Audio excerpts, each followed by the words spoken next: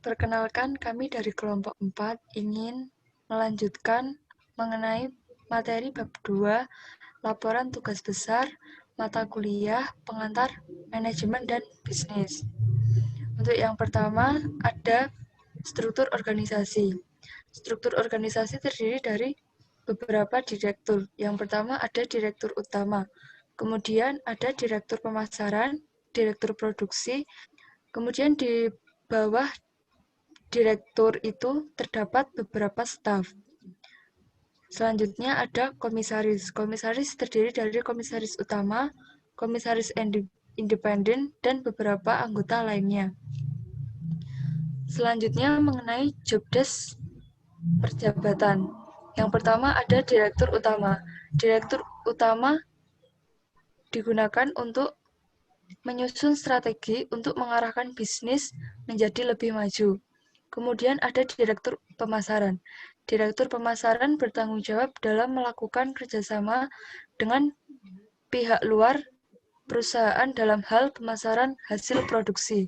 Kemudian ada direktur produksi. Direktur produksi bertanggung jawab untuk perencanaan dan pengaturan proses produksi serta pengembangan proses produksi. Kemudian untuk tahapannya sendiri, PT Petrokimia Gresik itu melakukan beberapa tahapan seleksi. Seleksi yang pertama yaitu tes tertulis, kemudian ada seleksi tahap kedua yaitu psikotes, dan yang tahap ketiga adalah tes kesehatan wawancara, kemudian tahap terakhir ada wawancara direksi. Dari tahapan tersebut akan ditindaklanjuti untuk diseleksi kembali.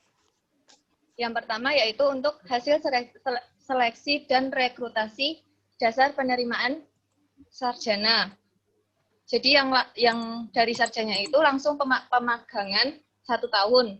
Kemudian untuk yang D3 itu ada pemagangan 2 tahun, evaluasi mentor dan tes kesehatan, kemudian bulanan percobaan, dan menjadi karyawan tetap. Lalu yang terakhir yaitu hasil rekrutasi dan seleksi dasar penerimaan SLTA. Itu nanti akan diadakan pemagangan selama 2,5 tahun. Ya, selanjutnya ada kegiatan upgrading pegawai. Kegiatan upgrading pegawai ini meliputi pelatihan, workshop, pendidikan lanjut, dan sebagainya.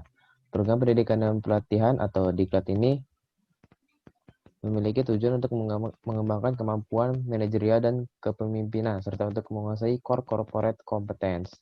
Penerapan sistem pendidikan berbasis kompetensi di lingkungan Petrokimia Gresik bertujuan untuk memenuhi kompetensi karyawan agar sesuai dengan kebutuhan kompetensi jabatan masing-masing. Lalu ada remunerasi atau cara penggajian kisaran gaji untuk masing-masing posisi, bonus tunjangan, dan sebagainya. Perseroan menerapkan sistem kompensasi sebagai upaya untuk mempertahankan karyawan yang berkualitas, memotivasi karyawan agar senantiasa meningkatkan kinerja mereka, serta menarik calon karyawan dengan talenta terbaik. Selain itu, Petrokimia Gresik juga menyelenggarakan proses pensiun yang memberikan manfaat pasti untuk seluruh pegawai tetapnya. Program ini bertujuan untuk pegawai tetap yang sudah memasuki usia pensiun dalam melanjutkan kehidupan yang dengan tingkat kesejahteraan yang terjamin. Ada penilaian kinerja, yaitu ada 2. Yang pertama, Key Performance Indicator, hingga ke tingkat individu yang disusun berdasarkan hasil turunan dari KPI perusahaan. Kemudian yang kedua ada penilaian soft kompetensi 360 derajat. Hasil penilaian itu digunakan sebagai dasar dari program pendidikan dan pengembangan berbasis kompetensi bagi pegawai, penentuan perhitungan, serta sebagai dasar pertimbangan rotasi, mutasi, dan promosi. Sekian dari kami.